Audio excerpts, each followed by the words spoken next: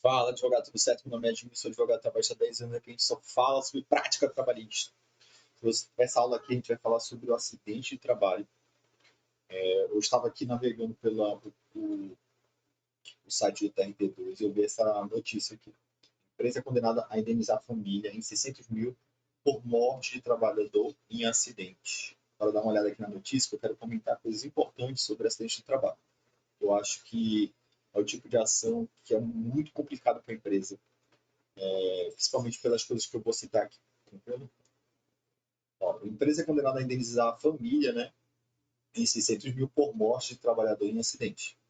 Decisão oriunda da segunda vara de trabalho de Suzano condenou a indústria, né, a pagar 600 mil aos pais do trabalhador que morreu em decorrência de acidente de trabalho. No momento da ocorrência fatal, né, o empregado lixava a peça de um torno mecânico, prática considerada insegura, mas tolerada pela organização. De acordo com o laudo pericial, a ação era habitual entre funcionários da empresa, pois agilizava o trabalho. O documento também apontou a ausência de equipamentos de segurança obrigatórios pela norma regulamentadora número 12, falta de treinamento adequado e a inexistência de fiscalização efetiva da empresa para evitar práticas inseguras. Aí, segundo a juíza aqui, embora a atividade em si não tivesse, né, um risco especial, a empresa omitiu em, em garantir, né, a segurança, permitindo a realização de uma prática perigosa e não fiscalizando, né, o cumprimento das normas. A defesa buscou ainda alegar, né, que a existência de ato inseguro do profissional, então assim, uma culpa dele, pelo menos concorrente ou exclusiva dele, para ocasionar esse tipo de acidente. Isso é bem comum, em tese de alegação da empresa. A magistrada, né, interpretou que tal conduta somente ocorreu pela possibilidade da realização de atividade perigosa, mantendo a responsabilidade da companhia. Diante disso, determinou que cada genitor seja indenizado em 300 mil. O processo segue em segredo de justiça. Tem alguns pontos que são relevantes aqui, que só pela notícia a gente pode trazer e você entender melhor uma ação de acidente por resultado morte, perfeito? Então, o cara morreu, o funcionário morreu, o reclamante morreu, e quem entrou com a ação foi o genitor, cada genitor.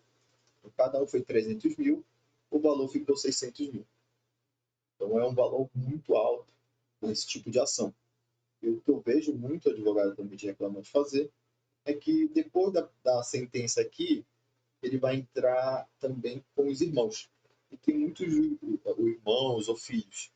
Vai fazer nessa escada aí, porque se ele entrasse tudo, eu acho isso aqui deplorável. Mas eu tenho que mencionar, né, o que é feito na prática. Ele primeiro entra com o genitor, aí depois ele tem um irmão, dois irmãos, mesma coisa, entra depois com os irmãos, sempre respeitando a prescrição, né, bienal, para tentar mais 300 mil. Como já teve uma decisão favorável, lobby, etc., favorece. Qual é o raciocínio que o advogado geralmente tem ao fazer esse tipo de situação? Ele pensa o seguinte: se eu ajuizar todo mundo junto, então o irmão, além de colocar mais pessoas no processo que podem ser alegados coisas diferentes, porque muitas das vezes a gente alega, né, enquanto empresa, que essas outras pessoas não estavam no âmbito familiar. Então, imagine que seja um irmão distante, ou não tem um convívio diário, não tem dependência financeira. Quando é genitor, esposa, filhos, é muito mais fácil demonstrar e ter essa responsabilidade de indenização. Agora, quando é irmão e etc., fica um pouco mais. Tranquilo?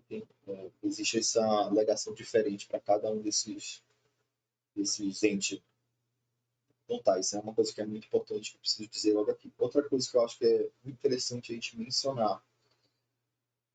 Aqui nesse processo, até fala que o documento, né, no caso o laudo pericial, demonstrou, né, a ausência de equipamentos de segurança obrigatórios, a falta de treinamento adequado e a inexistência de fiscalização.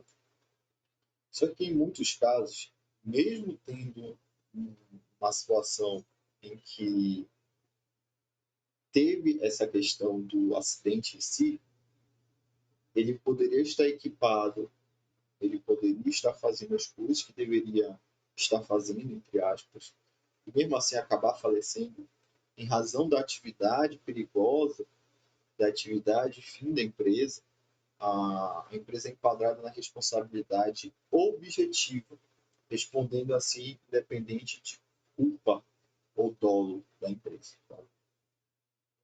Muitos juízes entendem nesse sentido, na responsabilidade objetiva, em razão da atividade já ser habitualmente perigosa, em razão da atividade fim da empresa. Perfeito? Se não, teria que enquadrar na responsabilidade subjetiva, teria que demonstrar que a empresa agiu com culpa e etc., para conseguir essa responsabilidade.